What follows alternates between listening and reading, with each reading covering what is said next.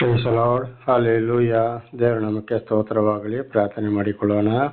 ಸರ್ವ ಸೃಷ್ಟಿಕರ್ತನ ತಂದೆಯ ದೇವರೇ, ಮಗನ ದೇವರೇ, ಪರಿಶುದ್ಧಾತ್ಮನೇ, ನಿಮ್ಮ ನಾಮಕ್ಕೆ ಸ್ತೋತ್ರ ಸ್ವಾಮಿ. ಈ ದಿವಸವು ಸಮಯವು ಕೂಡ ನಿಮ್ಮಿಂದ ನೇಮಕವಾದಂಥ ದಿವಸ ಸಮಯವಾಗಿದೆ. ಅದಕ್ಕಾಗಿ ಸ್ತೋತ್ರ. ಈ ದಿವಸದ ಸಂದೇಶದ ಭಾಗವನ್ನು ಕೂಡ ಹೇರಳವಾಗಿ ಆಶೀರ್ವದಿಸಿರಿ.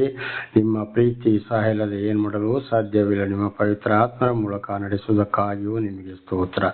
ಯೇಸುವಿನ ನಾಮದಲ್ಲಿ ಪ್ರಾರ್ಥಿಸಿದ್ದೇನೆ ನಮ್ಮ ತಂದೆ, ಆಮೇನ್. ಇದನ್ನು ಕೇಳುತ್ತಿರುವ ನನ್ನ ಸಹೋದರ ಸಹೋದರಿ, ನಿಮಗೂ ನನ್ನ ಹೃದಯಪೂರ್ವಕವಾದಂಥ ನಮಸ್ಕಾರಗಳು.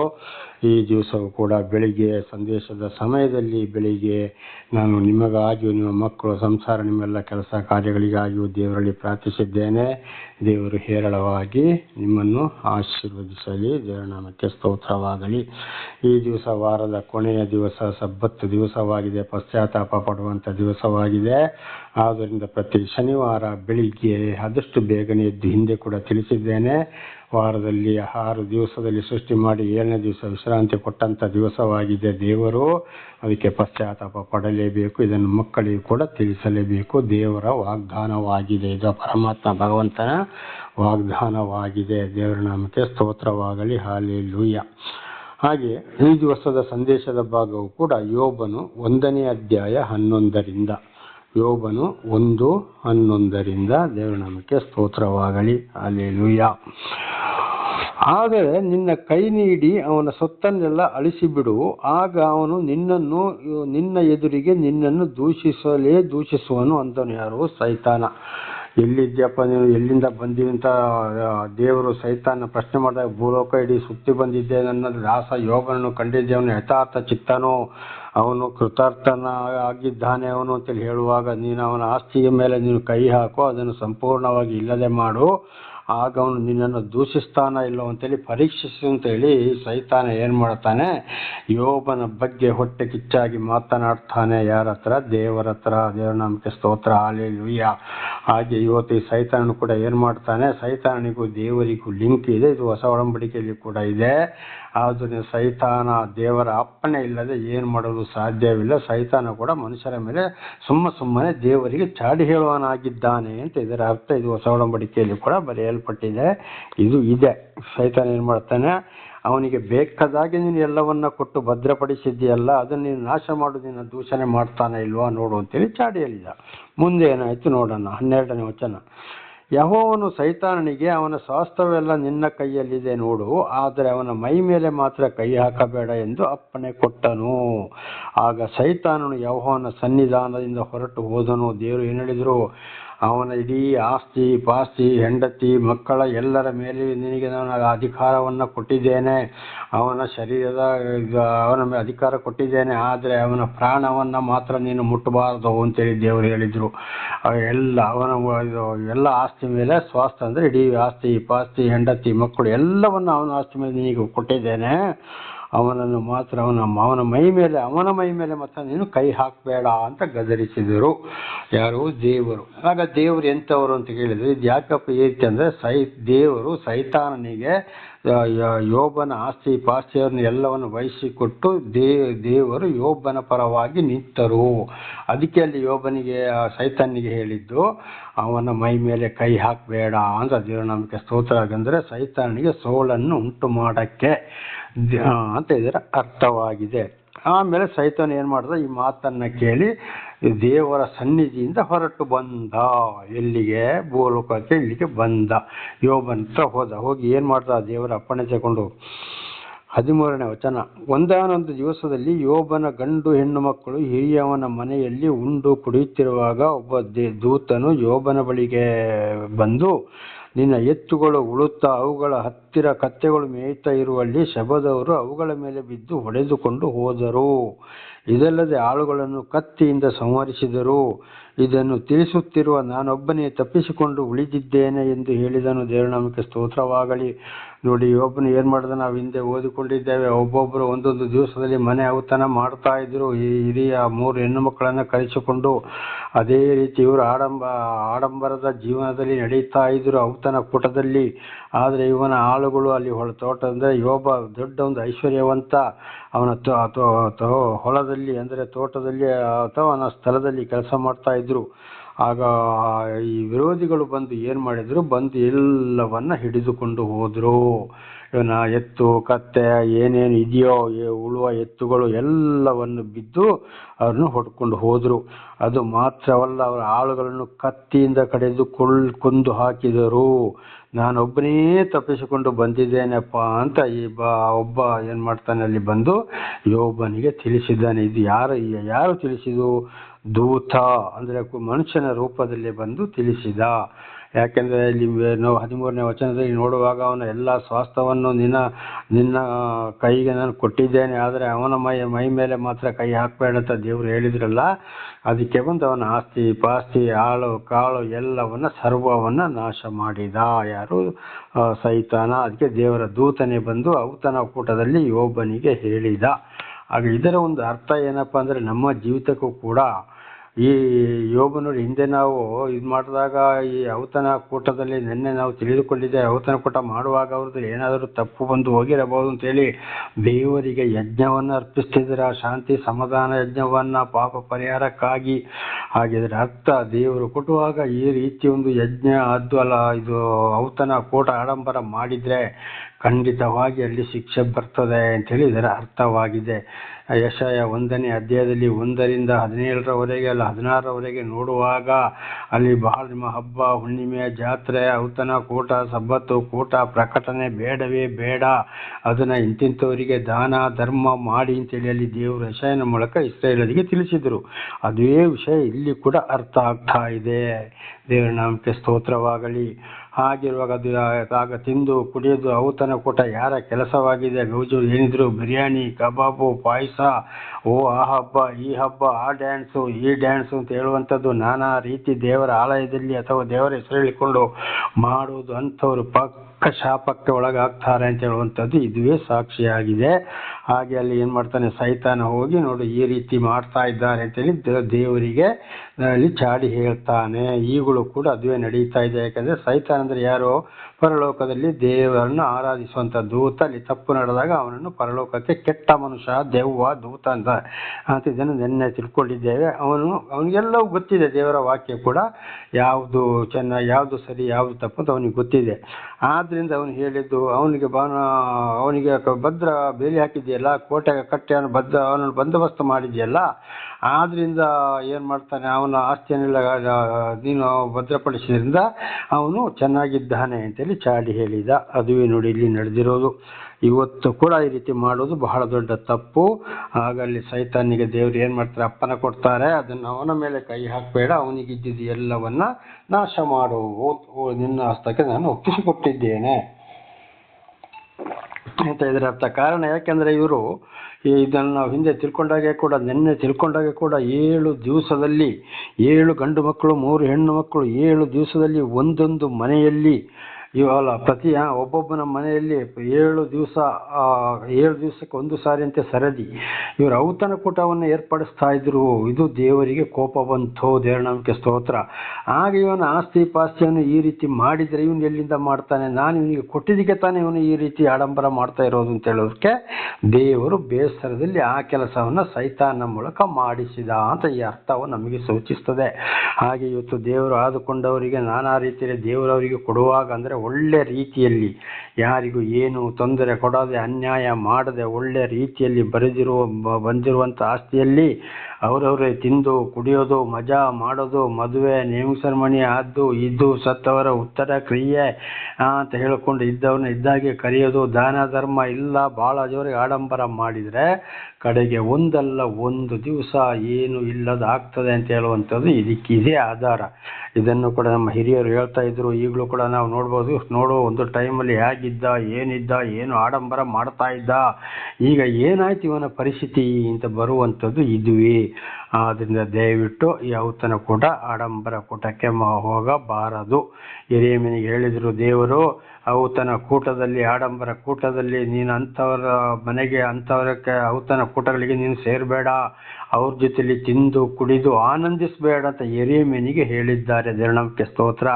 ಹಾಗೆ ಇದು ಇವತ್ತು ನನಗೆ ಕೂಡ ಆಗಿದೆ. ದೇವರು ನನ್ನನ್ನು ಎಲ್ಲೆಲ್ಲಿ ಕಳಿಸ್ತಾ ಇದ್ದಾರೋ ಅಲ್ಲೆಲ್ಲ ನೋಡಿ ಔತಣ, ಜಾತ್ರೆ, ಹಬ್ಬ, ಹುಣ್ಣಿಮೆ, ಔತಣ, ಕೂಟ ಮಾಡಬೇಡಿ, ಎಚ್ಚರ ಅಂತ ನನ್ನ ಮೂಲಕ ದೇವರು ಗದರಿಸ್ತಾ ಇದ್ದಾರೆ. ಆದರೂ ಕೆಲವರು ಮಾತನ್ನ ಕೇಳ್ತಾರಿಲ್ಲ. ಹೌದು ಹೌದು ಅಂತ ತಲೆ ಆಡಿಸ್ತಾರೆ. ಆಮೇಲೆ ಅವರ ಕೆಲಸವನ್ನು ಅವರು ಮಾಡಿಯೇ ಮಾಡ್ತಾರೆ. ಇದಕ್ಕೆ ಬರುವಂಥದ್ದು ಶಿಕ್ಷೆ ಇವತ್ತು. ಅದುವೇ ಯೋಬನ ಪರಿಸ್ಥಿತಿಯಲ್ಲಿ ಬಂದಿದ್ದು. ದೇವರ ನಾಮಕ್ಕೆ ಸ್ತೋತ್ರ. 16ನೇ ವಚನ. ಅವನು ಮಾತಾಡುತ್ತಿರುವಾಗಲೇ ಮತ್ತೊಬ್ಬನು ಬಂದು, ದೇವರ ಬೆಂಕಿ ಆಕಾಶದಿಂದ ಬಿದ್ದು ಕುರಿಗಳನ್ನು ಆಳುಗಳನ್ನು ದಹಿಸಿ ನುಂಗಿಬಿಟ್ಟಿದೆ.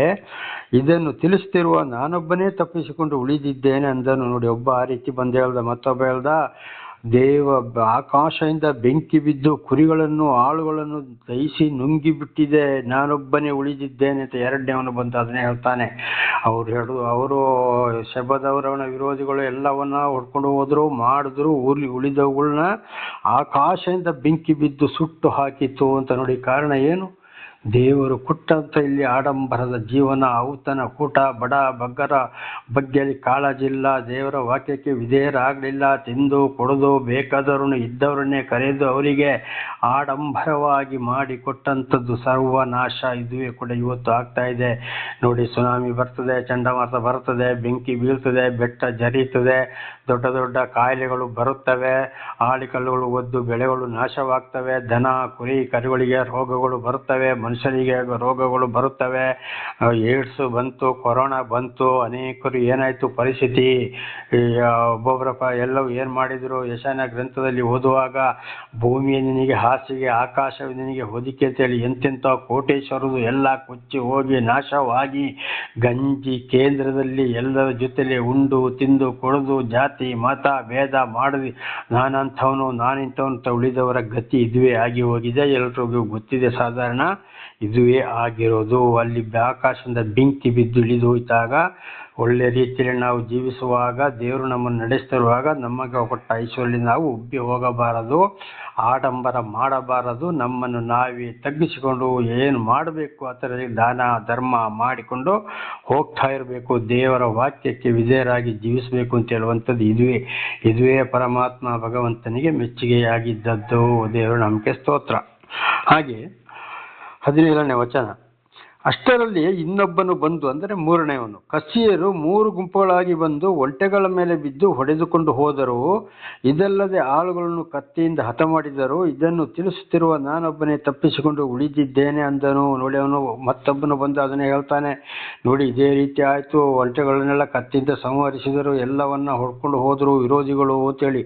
ನಾನೊಬ್ಬನೇ ತಪ್ಪಿಸಿಕೊಂಡು ಬಂದೆ ಅಂತೇಳಿ ಮೂರನೇವನು ಹೇಳಿದ ಅದೇ ಮಾತು. 18ನೇ ವಚನ. ಸಂಗಡಲೇ ಬೇರೊಬ್ಬನು ಬಂದು, ನಿನ್ನ ಕುಮಾರ್ತೆಯರು ತನ್ನ ಅಣ್ಣನ ಮನೆಯಲ್ಲಿ ಉಂಡು ಕುಡಿತಿರುವಾಗ ಇಗೋ, ಅರಣ್ಯದ ಕಡೆಯಿಂದ ಬಿಸಿಗಾಳಿಯು ಬೀಸಿ ಮನೆಯ 4 ಮೂಲೆಗಳಿಗೆ ಬಡಿಯಿತು. ಮನೆಯು ಯೌವನಸ್ಥರ ಮೇಲೆ ಬಿದ್ದಿತು, ಸತ್ತು ಹೋದರು. ನಾನು ತಿಳಿಸುತ್ತಿರುವ ನಾನೊಬ್ಬನೇ ತಪ್ಪಿಸಿಕೊಂಡು ಉಳಿದಿದ್ದೇನೆ ಅಂದನು. ದೇವರ ಸ್ತೋತ್ರ. ಹಾಗೆ 4ನೇವನು ಕೂಡ ಬಂದು, ದೊಡ್ಡ ಒಂದು ಬಿಸಿಗಾಳಿ ಬಂತು, ಮನೆಯ ಮೂಲೆಗಳಿಗೆ ಬಡಿಯಿತು. ಅಲ್ಲಿ ಮಕ್ಕಳು ಕೂಡ ಏನಾದರೂ ಅಲ್ಲಿ ಸತ್ತು ಹೋದರು, ಯಾವುದೂ ಇಲ್ಲ, ನಾನೊಬ್ಬನೇ ತಿಳಿಸಿ ಬಂದಿದ್ದೇನೆ. ಆಗಲಿ ಯೋಬನ ಹೆಂಡತಿ ಮಾತ್ರ ಒಬ್ಬಳು ಬಾಕಿಯಾದ್ಲು. ಈ 3 ಗಂಡು ಮಕ್ಕಳು 3 ಹೆಣ್ಣು ಮಕ್ಕಳು ಎಲ್ಲವೂ ಸಂಪೂರ್ಣ ನಾಶವಾಗಿ ಹೋಯಿತು. ಆಸ್ತಿ ಪಾಸ್ತಿ, ಅವನ ಪ್ರಾಣಿಗಳು, ಆಮೇಲೆ ಈ ಮಕ್ಕಳು ಕೂಡ ಸಂಪೂರ್ಣ ಗಾಳಿ. ಇನ್ನು ಉಳಿದಿರೋದು ಯಾರು? ಯೋಬ ಮತ್ತು ಯೋಬನ ಹೆಂಡತಿ ಮಾತ್ರ. ಯಾಕೆಂದರೆ 3 ಗಂಡು ಮಕ್ಕಳು ಒಬ್ಬೊಬ್ಬರ ಮನೇಲಿ ಔತಣ ಕೂಟ ಏರ್ಪಡಿಸಿದ್ರು, ಇವನ್ನೆಲ್ಲ ಕರೆ ಕಳಿಸ್ತಿದ್ರು, ತಿಂದು ಕುಡಿದು ಮಜಾ ಮಾಡ್ತಾ ಇದ್ರು. ಅದಕ್ಕೆ ನೋಡಿ, ಸೈತಾನಿಗೆ ಗೊತ್ತಾಯಿತು ಇದು ಇದರ ಬಗ್ಗೆ ದೇವರಿಗೆ ತಿಳಿಸ್ಬೇಕು ಅಂತೇಳಿ ಹೋಗಿ ತಿಳಿಸಿದ. ಆದರೂ ದೇವರು ಏನು ಮಾಡಿದ್ರು? ಅವನ ಆಸ್ತಿ ಪಾಸ್ತಿ ಮಕ್ಕಳನ್ನು ತೀರ ಸೈತಾನ ಕೈಗೆ ಒಪ್ಪಿಸಿಕೊಟ್ಟು ಸೈತಾನ ಮೂಲಕ ಸರ್ವವನ್ನು ನಾಶ ಮಾಡಿದ್ರು. ಆದರೆ ಈ ಗಂಡ ಹೆಂಡತಿಯನ್ನು ಮಾತ್ರ ಉಳಿಸಿದ್ರು. ಇದಕ್ಕೆ ಹೇಳೋದು ಆಡಂಬರ ಐಶ್ವರ್ಯ ಮಾಡಬಾರ್ದು, ಹೋಗಬಾರ್ದು ಅಂತ ಹೇಳುವಂಥದ್ದು. ಇದಕ್ಕೆ ದೇವರ ನಾಮಕ್ಕೆ ಸ್ತೋತ್ರವಾಗಲಿ. ಹಾಗೆ 20ನೇ ವಚನ. ಆಗ ಯೋಬನು ಎದ್ದು ಮೇಲಂಗಿಯನ್ನು ಹರಿದುಕೊಂಡು ತಲೆ ಬೋಳಿಸಿಕೊಂಡು ನೆಲದಲ್ಲಿ ಅಡ್ಡ ಬಿದ್ದು ನಮಸ್ಕರಿಸಿ, ಇವಾಗ ಏನು ಮಾಡ್ತಾನೆ, ಆಸ್ತಿ ಹೋಯ್ತು ಪಾಸ್ತಿ ಹೋಯ್ತು, ಈ 10 ಮಕ್ಕಳು ಕೂಡ ಹೋದ್ರು, ಎಲ್ಲವೂ ಹೋಯ್ತಲ್ಲ ಅಂತ ಹೇಳ್ಕೊಂಡು ಏನು ಮಾಡ್ದ, ಮೇಲೆ ಹಾಕಿದಂಥ ಅಂಗಿಯನ್ನು ಅಂದರೆ ಶರ್ಟನ್ನು ಹರಿದು ತಲೆಯನ್ನು ಬೋಳಿಸಿಕೊಂಡು ನೆಲದಲ್ಲಿ ಅಡ್ಡ ಬಿದ್ದು ನಮಸ್ಕರಿಸಿ ತಲೆಯನ್ನು ಬೋಳಿಸಿಕೊಂಡಿದ್ದು ಯಾವುದು, ನಾನು ಮಹಾಪಾಪಿ, ನನಗೆ ಏನು ಇಲ್ಲದವನು, ನಾನು ನಿರ್ಗತಿಗ, ಭಿಕ್ಷಾಧಿಪತಿ ಅಂತ ಅರ್ಥವನ್ನು ಸೂಚಿಸ್ತದೆ. ದೇವರ ನಾಮಕ್ಕೆ ಸ್ತೋತ್ರವಾಗಲಿ. ತಲೆ ಬೋಳಿಸಿಕೊಂಡ, ಅದರ ನಂತರ ಮಹಾಪಾಪಿ ಅಂತೇಳಿ ಏನು ಮಾಡ್ದ, ಅಡ್ಡ ಬಿದ್ದು ನಮಸ್ಕಾರ ಮಾಡಿದ. ಯಾರಿಗೆ? ದೇವರಿಗೆ. ಅಂದರೆ ಮಕ್ಕಳು ಮಾಡಿದ ತಪ್ಪು ಆಗ ಅವನಿಗೆ ಅರಿವಾಯಿತು. ಅವನಲ್ಲಿ ಮೊದಲೇ ಹೇಳಿದ್ದ, ಅದಕ್ಕಾಗಿ ಅವನು ಒಂದೊಂದು ಗಂಡು ಮಕ್ಕಳಲ್ಲಿ ಒಂದೊಂದು ದಿವಸ ಔತಣ ಮಾಡುವಾಗ ಅಲ್ಲಿ ಏನು ಮಾಡೋದಲ್ಲಿ ಅದಕ್ಕಾಗಿ ಯಜ್ಞಗಳನ್ನು ಅರ್ಪಿಸ್ತಾ ಇದ್ದಿದ್ದು. ಅದಕ್ಕೆ ಯೋಬನಿಗೆ ಆಗಲೇ ಇದು ಅರ್ಥವಾಗಿದೆ.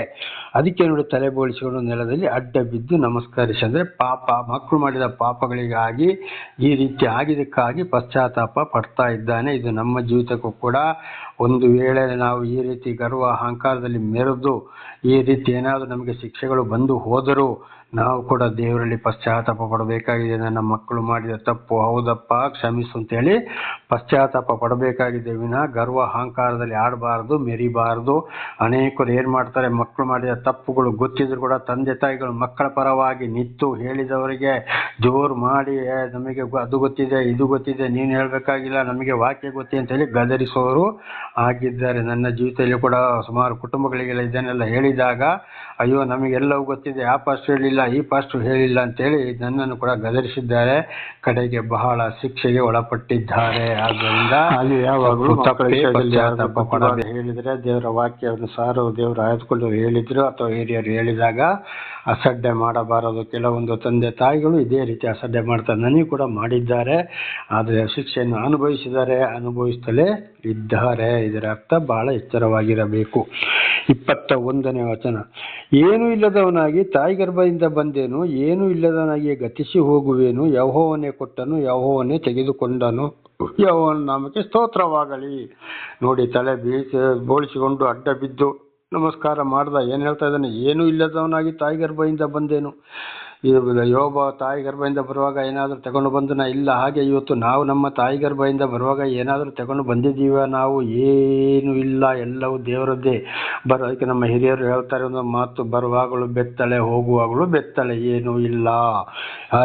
ಆಗ ನಮ್ಮ ಜೀವಿತದಲ್ಲಿ ಇಲ್ಲಿ ಪ್ರತಿಯೊಂದು ದೇವರ ಆಶೀರ್ವಾದ ಇಲ್ಲದೆ ಏನು ಮಾಡಲು ಸಾಧ್ಯವಿಲ್ಲ. ಯೋಹಾನ 15ನೇ ಅಧ್ಯಾಯ 5ನೇ ವಾಕ್ಯದ ಕೊನೆಯಲ್ಲಿ ನಾನಿಲ್ಲದೆ ನಿಮಗೆ ಏನು ಮಾಡಲು ಸಾಧ್ಯವಿಲ್ಲ ಅಂತೇಳಿ ಯೋಹಾನನ ಮುಖಾಂತರ ದೇವರು ಹೇಳಿದ್ದು. ಯೋಹಾನ 15ನೇ ಅಧ್ಯಾಯ 5ನೇ ವಚನದ ಕೊನೆಯಲ್ಲಿ ಆದಿಕಾಂಡ 1ನೇ ಅಧ್ಯಾಯದಲ್ಲಿ 1, 2, 3 ನೋಡುವಾಗ ಸರ್ವವನ್ನು ಸೃಷ್ಟಿ ಮಾಡಿ ಮಕ್ಕಳ ಆಶೀರ್ವಾದವನ್ನು ಆದಾಮನಿಗೆ ಅವ್ವಳ ಕೊಟ್ಟಿದ್ದು. ಅದಕ್ಕೆ ಮೊದಲು ಮನುಷ್ಯರಿಗೆ ಬೇಕಾಗಿದ್ದು ಎಲ್ಲವನ್ನ ಮಾಡಿಟ್ಟಿದ್ದು ಕೂಡ ಯಾರು? ದೇವರಾಗಿದ್ದಾರೆ. ಮಕ್ಕಳ ಆಶೀರ್ವಾದ ಕೂಡ ದೇವರದ್ದೇ ಆಗಿದೆ. ಹಾಗೆ ನೋಡುವಾಗ ಇಲ್ಲಿ ಏನೂ ಇಲ್ಲದವಾಗಿ ತಾಯಿ ಗರ್ಭದಿಂದ ಬಂದೇನು. ನಾವು ಬಂದಾಗ ಕೂಡ ಏನೂ ಇಲ್ಲ. ಆಮೇಲೆ ದೇವರ ಸಹಾಯ ಇಲ್ಲದೆ ಏನು ಮಾಡಲು ಸಾಧ್ಯವಿಲ್ಲ. ಬೆಳೀತಾ ಬರೋದು ಪ್ರತಿಯೊಂದು ದೇವರು ಮೊದಲೇ ತಯಾರು ಮಾಡಿ ಇಟ್ಟಿದ್ದಾರೆ.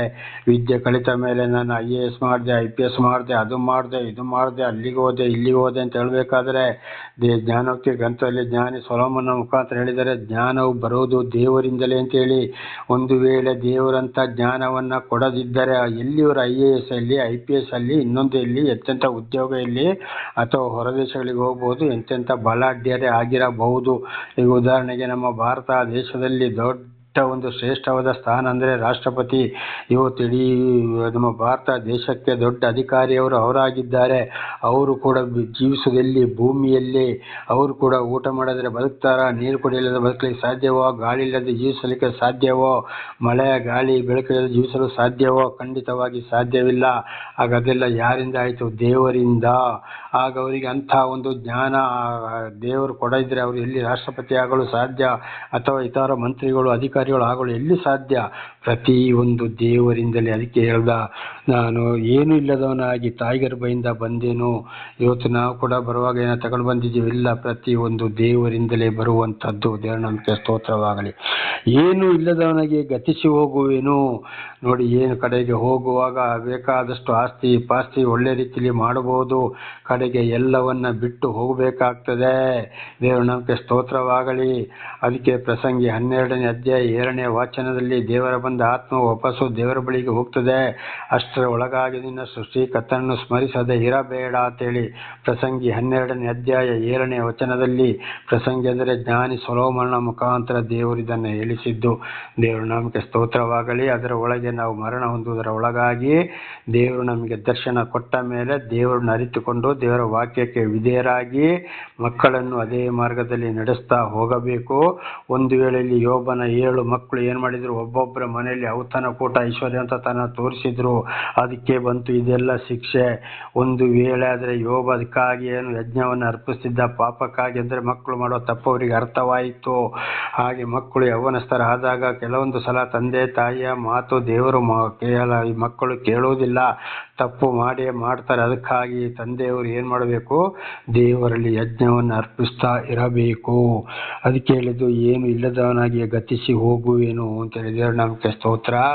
ಹಾಗೆ ದೇವರು ನಮಗೆ ದರ್ಶನ ಕೊಟ್ಟ ಮೇಲೆ ಕೊನೆಯ ಉಸಿರು ಎಳೆಯುವ ತನಕ, ಜ್ಞಾನ ಇರುವ ತನಕ ದೇವರ ವಾಕ್ಯವನ್ನೇ ನೆನೆಸಿ ಇತರರಿಗೆ ಬುದ್ಧಿವಾದವನ್ನು ಹೇಳುತ್ತಾ ದೇವರ ವಾಕ್ಯಕ್ಕೆ ವಿಧೇಯರಾಗಿ ಮಕ್ಕಳಿಗೂ ಕೂಡ ಬುದ್ಧಿವಾದ ಹೇಳುತ್ತಾ ಹೋಗಬೇಕು ಅಂತ ಇದರ ಅರ್ಥವಾಗಿದೆ.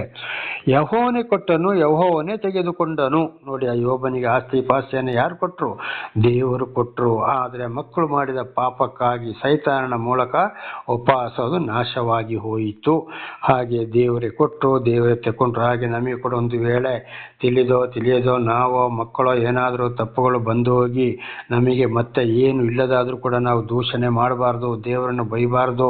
ಏನೋ ದೇವರು ನಮಗೆ ಕೊಟ್ಟ ಇಲ್ಲಿಯವರೆಗೆ, ಈಗ ಈ ರೀತಿಯಾಗಿದ್ದು ದೇವರ ಪ್ರೀತಿ, ಆದರೂ ದೇವರು ಮುಂದೆ ನನ್ನನ್ನು ರಕ್ಷಿಸ್ತಾರೆ ಅಂತೇಳಿ ನಮ್ಮ ಜೀವಿತದಲ್ಲಿ ಯಾವ ರೀತಿ ಪಾಪಗಳು ಬಂದು ಹೋಗಿದೆ ಅಂತ ನೆನೆಸಿಕೊಂಡು ಯೋಬನು ಯಜ್ಞವನ್ನು ಅರ್ಪಿಸಿದ. ಆದರೆ ಇವತ್ತಿನ ಯಜ್ಞ ಯಾವುದೆಂದರೆ ನಮ್ಮ ಸ್ತುತಿ ಸ್ತೋತ್ರ, ಪಾಪಗಳನ್ನು ಒಪ್ಪಿಕೊಂಡು ಪಶ್ಚಾತ್ತಾಪ ಪಡುವುದೇ ಯಜ್ಞ. ಆ ರೀತಿ ನಾವು ದೇವರಿಗೆ ಯಜ್ಞವನ್ನು ಅರ್ಪಿಸಬೇಕು. ನಾವು ಪಾಪಗಳಿಗಾಗಿ ಪಶ್ಚಾತ್ತಾಪ ಪಡಬೇಕು ಅಂತ ದೇವರ ಒಂದು ಇದನ್ನು ನಾವು ತಿಳಿದುಕೊಳ್ಳಬೇಕು. ಇಲ್ಲಿ ಅನೇಕರು ಹೇಳ್ತಾರೆ, ನನಗೆ ಯಾಕೆ ಬಂತು ಕಷ್ಟ, ದೇವರಾಗಿದ್ದರೆ ಅದನ್ನು ಬಗೆಹರಿಸಬೇಕಲ್ಲ, ದೇವರು ಯಾಕೆ ಬಿಟ್ಟ ಅಂತೇಳಿ. ಈಗ ಇತ್ತೀಚೆಗೆ ಒಂದ್ಸಲ ಆದಿಕಾಂಡ 4ನೇ ಅಧ್ಯಾಯದಲ್ಲಿ ನೋಡುವಾಗ ಕಾಯಿನ ಹೆಬೇಲನನ್ನು ಕೊಂದ. ಆಗ ಒಂದು ಕಾಲೇಜಿಗೆ ಹೋಗುವಂಥ ಒಂದು ಹುಡುಗಿ ಒಂದು ಪ್ರಶ್ನೆ ಮಾಡಿದಳಂತೆ. ಅದಕ್ಕೆ ಹುಡುಗಿ ಅಕ್ಕ ಬಂದು ನನ್ನ ಕೇಳಿದ್ಲು, ನನ್ನ ತಂಗಿ ಈ ರೀತಿ ಹೇಳಿದ್ಲು, ಆಗ ದೇವರು ಹೆಬೇಲನ್ನ ಕೊಳ್ಳುವ ಹಾಗೆ ಕಾಯಿನನ್ನು ಯಾಕೆ ತಡಿಲಿಲ್ಲ ಅಂತ ಕೇಳಿದ್ಲು. ನೋಡಿ, ಇದು ಇರುವಂಥದ್ದು ಸಣ್ಣ ಹುಡುಗಿ, ಡಿಗ್ರಿ ಪ್ರಥಮ ವರ್ಷ ಓದ್ತಾ ಇರುವಂಥದ್ದು. ಕೇಳಿ ತಿಳ್ಕೊಳ್ಳೋದು ಬಿಟ್ಟು ಇಲ್ಲಿ ಏನು ಮಾಡಿದರೆ ಸ್ವಲ್ಪ ಗರ್ವ ಮಾತಾಡಿದಳು. ಇಂಥವ್ರು ಅನೇಕರು ಇದ್ದಾರೆ. ಹಾಗೆ ಯಾಕೆ ಈ ರೀತಿ ಕಷ್ಟ, ಯಾಕೆ ದೇವರಿದ್ದರೆ ನನ್ನ ಕಷ್ಟದಿಂದ ಬಿಡುಗಡೆ ಮಾಡ್ಬೋದಿತ್ತಲ್ಲ, ನಾನು ಪ್ರಾರ್ಥನೆ ಮಾಡಿದಕ್ಕೆ ಉತ್ತರ ಸಿಗ್ಬೋದಿತ್ತಲ್ಲ ಅಂತೇಳಿ. ದೇವರ ನಾಮಕ್ಕೆ ಸ್ತೋತ್ರವಾಗಲಿ. ದೇವರು ಒಬ್ಬೊಬ್ಬರಿಗೆ ಏನು ಬೇಕು ಅಂತೇಳಿ ಮೊದಲೇ ತೀರ್ಮಾನ ಮಾಡಿ ಇಟ್ಟಿದ್ದಾರೆ, ಅದನ್ನೇ ಕೊಡುವವರಾಗಿದ್ದಾರೆ. ಅದರಲ್ಲೇ ಸಂತೋಷ ಪಟ್ಟುಕೊಂಡು ದೇವರು ದರ್ಶನ ಕೊಟ್ಟ ಮೇಲೆ ನಾವು ದೇವರಿಗೆ ವಿಧೇಯರಾಗಿ ಜೀವಿಸಬೇಕಾಗಿದೆ. ಪ್ರತಿಯೊಂದು ದೇವರಿಂದಲೇ ಬಂದಂಥದ್ದು. ಯಾವುದೇ ಕಷ್ಟ ಸಂಕಟ ದುಃಖ ಬಂದರೂ ದೇವರು ದರ್ಶನ ಕೊಟ್ಟ ಮೇಲೆ ಅದರಲ್ಲೇ ನಾವು ನಡೆಯಬೇಕು. ಯೆಹೋವನ ನಾಮಕ್ಕೆ ಸ್ತೋತ್ರವಾಗಲಿ. ಆದರೂ ನೋಡಿ, ಅಷ್ಟೆಲ್ಲ ನಾಶವಾಯಿತು. 10 ಮಕ್ಕಳು ಸತ್ತು ಹೋದರು, ಆಸ್ತಿ ಪಾಸ್ತಿ ಎಲ್ಲವೂ ಹೋಯಿತು. ಆದರೂ ದೇವರನ್ನು ದೂಷಣೆ ಮಾಡಿದ್ನ. ದೇವರ ನಾಮಕ್ಕೆ ಸ್ತೋತ್ರ, ದೇವರೇ ಕೊಟ್ಟ ತಕೊಂಡ ಅಂತ. ಅದೇ ರೀತಿ ದೇವರ ನಾಮಕ್ಕೆ ಸ್ತೋತ್ರವಾಗಲಿ. ಹಾಲೆಲೂಯಾ. ಇವತ್ತು ಉದಾಹರಣೆಗೆ ನನ್ನನ್ನು ಕೂಡ ಸಾಕ್ಷಿಯಲ್ಲಿ ಹೇಳಿದ್ದೇನೆ. ಹೆಂಡತಿ ಮಕ್ಕಳು ಕುಟುಂಬ ಸಂಸಾರದಿಂದ ಎಲ್ಲರಿಂದ ದೂರ ಮಾಡಿದ್ರು. ಅಲ್ಲಿಂದ ನೋಡಿ 31 ವರ್ಷದ ದೇವರೊಂದಿಗೆ ಜೀವಿಸುವ ಈ ಜೀವಿತದಲ್ಲಿ ಎಲ್ಲವನ್ನು ಓದಿ ತಿಳಿದು ನೋಡಿದಾಗ ಚಿಕ್ಕಂದಿನಿಂದಲೇ ನನಗೆ ಬಂದಂಥ ಕಷ್ಟ, ನನ್ನ ತಾಯಿಗೆ ಬಂದಂಥ ಕಷ್ಟ, ಅದು ನನ್ನ ಒಳ್ಳೆಯದಕ್ಕಾಗಿ ದೇವರ ಸಾಕ್ಷಿಯಾಗಿ ಸತ್ಯ ಸುವಾರ್ತಿಕನಾಗಿ ದೇವರು ಆರಿಸಿಕೊಂಡಿದ್ದಾರೆ ಅಂದರೆ ಇದು ನನ್ನ ಒಂದು ಭಾಗ್ಯವಲ್ಲ, ದೇವರ ಒಂದು ಪ್ರೀತಿ, ನನ್ನ ಸೌಭಾಗ್ಯವೇ ಸರಿ. ದೇವರ ನಮಗೆ ಸ್ತೋತ್ರ. ಹಾಗೆ ಇವತ್ತು ಯಾರು ಇಲ್ಲದವನಾಗಿ ಒಂದು ಜನತಾ ಮನೆಯಲ್ಲಿ ವಾಸ ಮಾಡುವಾಗಾದರೂ ಅನೇಕ ಕಷ್ಟ ಸಂಕಟ ದುಃಖಗಳು ಸೈತಾನನ ಮೂಲಕ ಇತರರ ಮೂಲಕ ಬರ್ತಾ ಇದೆ. ಆದರೂ ದೇವರು ನನ್ನನ್ನು ಮೇಲಕ್ಕೆತ್ತುವನಾಗಿದ್ದೇನೆ ಇದ್ದಾರೆ. ಆದರೂ ನಾನು ಏನು ಮಾಡ್ತಾ ಇದ್ದೇನೆ, ದೇವರಿಗೆ ಪ್ರತಿ ದಿವಸ ದೇವರೇ ನೀನೆಪ್ಪ ನಿನ್ನ ಪ್ರೀತಿಯಲ್ಲಿ ನಡೆಸುವಂತೇಳಿ ಸ್ತೋತ್ರವನ್ನು ಸಲ್ಲಿಸೋನಾಗಿದ್ದೇನೆ. ಒಳ್ಳೆಯದಕ್ಕೆ ಲಾಭ ಇದ್ದರೆ ಮಾತ್ರ ಅಲ್ಲ, ದೇವರ ಯೋಜನೆ ಏನು ನಡೀತದೋ ಅದಕ್ಕೆಲ್ಲದಕ್ಕೂ ನಾವು ದೇವರಿಗೆ ಸ್ತೋತ್ರವನ್ನು ಸಲ್ಲಿಸಬೇಕಾಗಿದೆ. ಯೋಬನು ಕೂಡ ಮಾಡಿದ್ದು ಅದೇ. 22ನೇ ವಚನ ಎಂದು ಹೇಳಿದನು, ಇದರಲ್ಲಿಯೂ ಯೋಬ ಪಾಪ ಮಾಡಲಿಲ್ಲ, ದೇವರ ಮೇಲೆ ತಪ್ಪು ಹೊರಿಸಲಿಲ್ಲ. ನೋಡಿ, ಎಂಥ ಕಷ್ಟ ಸಂಕಟ ದುಃಖಗಳು ಬಂದೋಯ್ತು. 10 ಮಕ್ಕಳು ಸತ್ತೋದ್ರು, ಆಸ್ತಿ ಪಾಸ್ತಿ ಎಲ್ಲವೂ ಹೋಯ್ತು. 4 ಜನರು ಬಂದು ಅಲ್ಲಿ ದೂತನೇ 4 ಫಸ್ಟ್ ದೂತರು ಬಂದಲ್ಲಿ ತಿಳಿಸಿದ್ರು ಯೋಬನಿಗೆ ಹೀಗಾಯ್ತು ಅಂತ ಹೇಳಿ. ಆದರೂ ದೇವರ ಮೇಲೆ ತಪ್ಪು ಹೊರಿಸಲಿಲ್ಲ. ಯೋಬನು ಪಾಪ ಮಾಡಲೇ ಇಲ್ಲ. ಅಂತ ಕಷ್ಟ ಬಂದರು, ಯೋಬನ ಹೆಂಡತಿ ಮಾತ್ರ ಇಬ್ಬರೇ ಉಳಿದ್ರು. ತಪ್ಪು ಮಾಡಲಿಲ್ಲ, ಪಾಪ ಮಾಡಲಿಲ್ಲ, ಬೈದಿಲ್ಲ, ದೇವರಿಗೆ ಬೈದಿಲ್ಲ, ಶಾಪ ಹಾಕಲಿಲ್ಲ. ಬಂದು ಆಳುಗಳನ್ನ ಕೊಂದವರಿಗೆ, ಅವನ ಕುರಿ ದನಗಳನ್ನ ಪ್ರಾಣಿಗಳನ್ನ ಹೊಡ್ಕೊಂಡು ಹೋದವರಿಗೆ ಏನೂ ಬೈದಿಲ್ಲ, ಪಾಪ ಮಾಡಲಿಲ್ಲ. ಹಾಗೆ ನಮ್ಮ ಜೀವಿತದಲ್ಲಿ ಕೂಡ ಅನೇಕ ಕಷ್ಟ ಸಂಕಟ ದುಃಖಗಳು ವಿರೋಧಿಗಳಿಂದ ಬರಬಹುದು. ಆದರೂ ನಾವು ಬೈಬಾರ್ದು, ತಪ್ಪು ಹೊರಿಸಬಾರ್ದು, ಪಾಪ ಮಾಡಬಾರ್ದು, ದೇವರನ್ನು ದೂಷಣೆ ಮಾಡಬಾರ್ದು. ಆದರೆ ನಾವು ಕೆಟ್ಟ ಸಂತಾನ, ಕೆಟ್ಟ ರಕ್ತದವರೇ ಆಗಿದ್ದೇವೆ. ಆದಾಮನ ಸಂತಾನದವರು ನಾವು ಆಗಿದ್ದೇವೆ. ಆದರೂ ಕೆಲವೊಂದು ಸಲ ಪಾಪವು ನಮ್ಮನ್ನು ಹೊಂಚಿ ಹಾಕ್ತಾ ಇದೆ. ಪಾಪವು ನನ್ನನ್ನು ಅಪೊಸ್ತಲನಾದ ಪೌಲನು ಹೇಳಿದಾಗೆ ರೋಮಪುರದವರಿಗೆ ಬರೆದ ಪತ್ರ 7ನೇ ಅಧ್ಯಾಯದಲ್ಲಿ ನನಗೆ ಒಳ್ಳೇದು ಮಾಡಬೇಕು, ಒಳ್ಳೇದು ಮಾತಾಡಬೇಕು ಅಂತೇಳಿ ಮನಸ್ಸಿದ್ದರೂ ಕೂಡ ಅದು ನನಗೆ ಆಗ್ತಾ ಇಲ್ಲ. ನಾನಲ್ಲ, ನನ್ನಲ್ಲಿ ನೆಲೆಗೊಂಡಿರುವ ಪಾಪ ಅದನ್ನು ಹೊಂಚು ಹಾಕಿತು ಅಂತೇಳಿ ದಾವೀದರಸರು ಕೀರ್ತನೆ 51ರಲ್ಲಿ ಕೂಡ ನಾನು ಮಾತೃ ಗರ್ಭದಿಂದಲೇ ದ್ರೋಹಿ ಎಂದು ಹೇಳಿದರು. ನೋಡಿ, ದಾವೀದರಸ ಕೊರಿಕಾಯವ್ರನ್ನ ದೇವರು ಏನು ಮಾಡಿದ್ರು, ಆರಿಸಿಕೊಂಡ್ರು. ಅಲ್ಲಿಂದ ಏನು ಮಾಡಿದ, ಒಂದು ಬೆತ್ಸಬೆ ಅಂತ ಒಂದು ಸ್ತ್ರೀಯ ಮೂಲಕ ವ್ಯಭಿಚಾರ ಮಾಡಿದ ಪಾಪಿಷ್ಠನಾದ. ಅದಕ್ಕೆ ತಾಯಿ ಗರ್ಭದಿಂದಲೇ ನಾನು ದ್ರೋಹಿ ಅಂದರೆ ನಮ್ಮ ತಂದೆ ತಾಯಿಯ ಪಾಪ. ನಾವು ಮನುಷ್ಯರ ರಕ್ತಕ್ಕೆ ಹುಟ್ಟಿದವರು. ಆ ಪಾಪ ನಮ್ಮನ್ನು ಹಿಂಬಾಲಿಸಿಕೊಂಡು ಬರ್ತದೆ, ಪಾಪಕ್ಕೆ ತಗೊಂಡು ಹೋಗ್ತದೆ. ಆದರೂ ನಾವು ಏನು ಮಾಡಬೇಕಲ್ಲಿ ಪಶ್ಚಾತ್ತಾಪ ಪಡಬೇಕಾಗಿದೆ. ದೇವರ ನಾಮಕ್ಕೆ ಸ್ತೋತ್ರವಾಗಲಿ. ಹಲ್ಲೆಲೂಯಾ. ಹಾಗೆ ದೇವರ ಮೇಲೆ ನಾವು ತಪ್ಪು ಹೊರಿಸಬಾರದು. ಇದು ದೇವರಿಂದಲೇ ಬಂತು ಅಂತೇಳಿ ಅಲ್ಲ, ನಮ್ಮ ಹಿರಿಯರ ಮೂಲಕ ಬಂದಂಥ ಕೆಟ್ಟ ಸಂತಾನ, ಕೆಟ್ಟ ರಕ್ತವು ನಮ್ಮನ್ನು ಪಾಪಕ್ಕೆ ಸೆಳೆಯುವಂಥದ್ದು. ಅದಕ್ಕೆ ನಾವು ಪಶ್ಚಾತ್ತಾಪ ಪಡಬೇಕು, ದೇವರನ್ನು ತಪ್ಪು ಹೊರಿಸಬಾರದು. ದೇವರ ನಾಮಕ್ಕೆ ಸ್ತೋತ್ರವಾಗಲಿ. ಹಲ್ಲೆಲೂಯಾ. ಯೋಬ 1ನೇ ಅಧ್ಯಾಯ ಮುಕ್ತಾಯವಾಯಿತು. 2ನೇ ಅಧ್ಯಾಯಕ್ಕೆ ಹೋಗೋಣ. 2ನೇ ಅಧ್ಯಾಯ 1ನೇ ವಚನ. ದೇವದೂತರು ಇನ್ನೊಂದು ದಿವಸ ಯೆಹೋವನ ಸನ್ನಿಧಿಯಲ್ಲಿ ಕಾಣಿಸಿಕೊಳ್ಳುವುದಕ್ಕೆ ಬಂದಾಗ ಸೈತಾನನು ಅವರ ಸಂಗಡ ಬಂದು ಸನ್ನಿಧಿಯಲ್ಲಿ ಕಾಣಿಸಿಕೊಂಡನು. ನೋಡಿ, ಒಂದ್ಸಲ ಚಾಡಿ ಹೇಳಿದ್ರು, ಅವನ ಆಸ್ತಿಗೆಲ್ಲ ನೀನು ಬೇಲಿ ಹಾಕಿದ್ದೆ, ಅದನ್ನು ಸಂಪೂರ್ಣ ನೀನು ವಶಪಡಿಸಿಕೋ, ನಾಶ ಮಾಡು, ಅವನು ನಿನ್ನ ದೂಷಣೆ ಮಾಡ್ತಾನ ಇಲ್ವಾ ನೋಡು ಅಂತೇಳಿ ಸೈತಾನ ಹೋಗಿ ಚಾಡಿ ಹೇಳ್ದ. ಅಲ್ಲಿ ಸೈತಾನನಿಗೆ ದೇವರು ಅಪ್ಪಣೆ ಕೊಟ್ಟು ಈ ರೀತಿಯೆಲ್ಲ ನಡೆದು ಹೋಯಿತು. ಆಗ ಅಲ್ಲಿ ಸೈತಾನ ಸೋತು ಹೋದ. ಯಾಕೆ ಅಂದರೆ ಸೈತಾನ ಮೊದಲೇ ಹೇಳಿದ್ದ, ಸೈತಾನ ದೇವರಿಗೆ ಅವನು ನಿನ್ನ ದೂಷಣೆ ಮಾಡ್ತಾನ ಇಲ್ವಾ, ನಿನ್ನ ಮೇಲೆ ತಪ್ಪು ಹೊರಿಸ್ತಾನ ಇಲ್ವಾ ನೋಡು ಅಂತೇಳಿ. ಇಷ್ಟೆಲ್ಲ ಆದರೂ ಕೂಡ ಯೋಬನ ಬಾಯಿಯಲ್ಲಿ ತಪ್ಪು ಬಂದಿಲ್ಲ, ದೇವರನ್ನು ದೂಷಣೆ ಮಾಡಲಿಲ್ಲ. ಸೈತಾನನು ಸೋತು ಹೋದನು. ಕಾರಣ ಏನಂದರೆ ಅವನ ಆಸ್ತಿ ಪಾಸ್ತಿ, ಅವನ ಮಕ್ಕಳು ಮಾಡಿದ ಪಾಪಗಳಿಗಾಗಿ, ಆಡಂಬರ ಜೀವನಕ್ಕಾಗಿ ಅವನ ಆಸ್ತಿ ಪಾಸ್ತಿ ಎಲ್ಲವನ್ನ ಸೈತಾನನ ಕೈಗೆ ನಾಶ ಮಾಡಲು ಒಪ್ಪಿಸಿಕೊಟ್ರು. ಆದರೆ ದೇವರು ಯೋಬನ ಪರವಾಗಿ ನಿಂತುಕೊಂಡರು. ದೇವರ ನಾಮಕ್ಕೆ ಸ್ತೋತ್ರವಾಗಲಿ. ಯಾಕೆಂದರೆ ಮಕ್ಕಳ ಮಾಡಿದ ತಪ್ಪು ಅವನಿಗೆ ಅರ್ಥವಾಗಿ ಅವನು ಪ್ರತಿ ದಿವಸ ಯಜ್ಞಗಳನ್ನು ಅರ್ಪಿಸುತ್ತಿದ್ದ ಎಂಬುದಾಗಿ ನಾವು ನೆನ್ನೆ ಇದನ್ನು ತಿಳ್ಕೊಂಡಿದ್ದೇವೆ. ಮಕ್ಕಳು ಮಾಡಿದ ಪಾಪ, ಆಗಲ್ಲಿ ಅವರು ಯೌವನಸ್ಥರಾಗಿರ್ಬೋದು, ಇವನ ಮಾತು ಕೇಳ್ತಾ ಇದ್ದಿರಕ್ಕಿಲ್ಲ ಅಂತ ಇದರ ಅರ್ಥವಾಗಿದೆ. ಇದು ದೇವರಿಗೆ ಪ್ರೀತಿಯಾಯಿತು. ಆದ್ದರಿಂದ ದೇವರು ಏನು ಮಾಡಿದರು, ಯೋಬನ ಪರವಾಗಿ ನಿಂತು ದೇವರ ಮಾರ್ಗದಲ್ಲಿ ಯೋಬನನ್ನು ದೇವರು ನಡೆಸಿದ್ರು. ದೇವರ ನಮಗೆ ಸ್ತೋತ್ರ. ಹಾಗೆ ಇವತ್ತು ಯಾವುದೇ ಕಷ್ಟ ಸಂಕಟ ದುಃಖಗಳು ಬಂದರೂ ಕೂಡ, ಹೆಂಡತಿ ಮಕ್ಕಳು ವಿರೋಧ ಬಂದರೂ ಕೂಡ, ಒಬ್ಬಂಟಿಗರಾದರೂ ಎಲ್ಲರೂ ತೊರೆದು ಬಿಟ್ಟರು ಕೂಡ ಅನೇಕರು ಇವತ್ತು ಏನು ಮಾಡ್ತಾರೆ, ದೇವರು ಆದುಕೊಂಡವರು ಅಂಥವರ ಮುಖಾಂತರ ನಿಂತು ಅಂಥವರ ಬಾಯಿಯಲ್ಲಿ ಒಂದು ತಪ್ಪು ಬರುವುದಿಲ್ಲ, ದೂಷಣೆ ಬರುವುದಿಲ್ಲ. ಒಂದು ಮೇಲೆ ಇಲ್ಲಿ ಯೆಶಾಯ, ಯೆರೆಮೀಯ, ಎಜ್ಕೇಲ, ಇವತ್ತು ಮೋಶೆಯನ್ನು ಕೂಡ ನೋಡುವಾಗ ಮಾಡಿದ ತಪ್ಪಿಗಾಗಿ ಅಂಥವರ ಕೈಯಲ್ಲಿ ಇಸ್ರೇಲರಿಗೆ ದೇವರು ಏನು ಮಾಡಿದರು, ಬಹಳ ಬಯಸಿದ್ದಾರೆ, ಕಠಿಣವಾಗಿ ಎಚ್ಚರಿಸಿದ್ದಾರೆ, ಬಯಸಿದ್ದಾರೆ, ಎಲ್ಲವನ್ನ ಮಾಡಿದ್ದಾರೆ. ಈ ಕಾರ್ಯ ಕೂಡ ದೇವರಿಂದಲೇ ನಡೆಯುತ್ತದೆ. ಇದು ಎಜ್ಕೇಲ 2ನೇ ಅಧ್ಯಾಯ 3, 4, ಯೆರೆಮೀಯ 1 ಎಲ್ಲ ನೋಡುವಾಗ ಅಲ್ಲಿ ದೇವರು ಆದುಕೊಂಡವರ ಮುಖಾಂತರ ಬಹಳ ಕಠಿಣವಾಗಿ ಗದರಿಸ್ತಾರೆ, ಎಚ್ಚರಿಸ್ತಾರೆ, ಬಯಸ್ತಾರೆ. ಅದು ಇವತ್ತು ಕೂಡ ನೆರವೇರುತ್ತದೆ. ಆದರೆ ದೇವರು ಅಂಥವರ ಪರವಾಗಿ ಅಲ್ಲಿ ನಿಲ್ತಾರೆ. ಸೈತಾನ ಇಲ್ಲಿ ಸೋತು ಹೋದ. ಇದು ಒಂದೊಂದು ಜೀವಿತದಲ್ಲಿ, ಒಬ್ಬೊಬ್ಬರ ಜೀವಿತದಲ್ಲಿ ಅದು ಕೂಡ ನಡೆಯುತ್ತದೆ. ದೇವರ ನಮಗೆ ಸ್ತೋತ್ರ. ಪುನಃ ಅಲ್ಲಿ ದೇವರು ಏನು ಮಾಡ್ತಾ ಇದ್ದಾರೆ, ದೂತರು ದೇವರ ಸನ್ನಿಧಿಗೆ ಬರುವಾಗ ಪುನಃ ಇಲ್ಲಿ ಇದರಲ್ಲಿ ನಾನು ಸೋತು ಹೋದೆ ಅಂತ 2ನೇ ಸಲ ಕೂಡ ಚಾಡಿ ಹೇಳಕ್ಕೆ ಹೋಗ್ತಾನೆ. ಯಾರು? ಸೈತಾನ ದೇವರ ಹತ್ರ. ಆಗ ಏನು ನಡೀತು? 2ನೇ ವಚನ, ಯೋಬ 2:2. ಯೆಹೋವನು ಎಲ್ಲಿಂದ ಬಂದೆಂದು ಸೈತಾನನನ್ನು ಕೇಳಲು ಸೈತಾನನು ಯೆಹೋವನಿಗೆ ಭೂಲೋಕದಲ್ಲಿ ಸಂಚರಿಸುತ್ತಾ ಅಲ್ಲೆಲ್ಲಿ ತಿರುಗಾಡುತ್ತಾ ಇದ್ದು ಬಂದೆನು ಅಂದನು. ಪುನಃ ಅಲ್ಲಿ ದೇವರು ಕೇಳ್ತಾನೆ, ಎಲ್ಲಿಂದ ಬಂದೆ ನೀನು? ನಾನು ಮೊದಲು ಹೇಳಿದಾಗೆ ಹೇಳ್ತಾನೆ ಸೈತಾನು ದೇವರಿಗೆ, ನಾನು ಭೂಲೋಕದಲ್ಲೆಲ್ಲ ಸಂಚರಿಸುತ್ತಾ ಬಂದೆ ಅಂತೇಳಿ. 3ನೇ ವಚನ, ಆಗ ಯೆಹೋವನು ಸೈತಾನನಿಗೆ, ನನ್ನ ದಾಸನಾದ ಯೋಬನ ಮೇಲೆ ಗಮನವಿಟ್ಟಿಯೇ? ಅವನಿಗೆ ಸಮಾನನು ಭೂಲೋಕದಲ್ಲಿ ಎಲ್ಲಿಯೂ ಸಿಕ್ಕುವುದಿಲ್ಲ. ಅವನು ದೇವರಲ್ಲಿ ಭಯಭಕ್ತಿ ಉಳ್ಳವನಾಗಿ ಕೆಟ್ಟದ್ದನ್ನು ನಿರಾಕರಿಸುತ್ತಾ ನಿರ್ದೋಷಿಯೂ ಯಥಾರ್ಥ ಚಿತ್ತನೂ ಆಗಿದ್ದಾನೆ. ಅವನನ್ನು ಕಾರಣವಿಲ್ಲದೆ ನಾಶನ ಮಾಡುವುದಕ್ಕೆ ನೀನು ನನ್ನನ್ನು ಪ್ರೇರೇಪಿಸಿದರೂ ಅವನು ತನ್ನ ಯಥಾರ್ಥ ಚಿತ್ತವನ್ನು ಬಿಡದೆ ಇದ್ದಾನೆ ಅಂದನು. ಆಗ ನೋಡಿ, ಇಲ್ಲಿ ದೇವರು ಸೈತಾನಿಗೆ ಹೇಳ್ತಾರೆ, ನನ್ನ ಯೋಬನನ್ನು ಗಮನಿಸಿದ್ಯಾ? ಅವನು ನನ್ನ ಮೇಲೆ ಭಯ, ಭಕ್ತಿ, ಪ್ರೀತಿ ಇರುವುದಕ್ಕೆ. ಆದರೂ ಖಂಡಿತವಾಗಿ ಅವನು ಯಾವುದೇ ಕಾರಣವಿಲ್ಲದೆ ನಾಶ ಮಾಡುವುದಕ್ಕೆ ನೀನು ನನ್ನನ್ನು ಪ್ರೇರೇಪಿಸಿದರೂ ಕೂಡ ಅವನು ಹಾಗೆಲ್ಲ ಆದರೂ ಕೂಡ ಅವನ ಯಥಾರ್ಥವನ್ನು ಬಿಡಲಿಲ್ಲ. ನೀನು ನನಗೆ ಚಾಡಿ ಹೇಳಿ ಏನು ಪ್ರಯೋಜನವಾಯಿತು? ನಿನ್ನ ವಶಕ್ಕೆ ಅವನ ಆಸ್ತಿ ಪಾಸ್ತಿ ಮಕ್ಕಳನ್ನು ಎಲ್ಲವನ್ನ ಕೊಟ್ಟೆ, ಎಲ್ಲವನ್ನ ನೀನು ನಾಶ ಮಾಡಿದೆ. ಆದರೂ ಕೂಡ ಅವನ ನನ್ನ ಯಥಾರ್ಥವನ್ನು ಬಿಡಲಿಲ್ಲ. ಅಂದರೆ ನನ್ನ ಮೇಲೆ ಭಯ, ಭಕ್ತಿ, ಪ್ರೀತಿಯನ್ನು ಅವನು ಬಿಡಲಿಲ್ಲ ಅಂತೇಳಿ ಸೈತಾನಿಗೆ ದೇವರು ಅಲ್ಲಿ ತಿವಿದರು. ದೇವರ ನಮಗೆ ಸ್ತೋತ್ರ.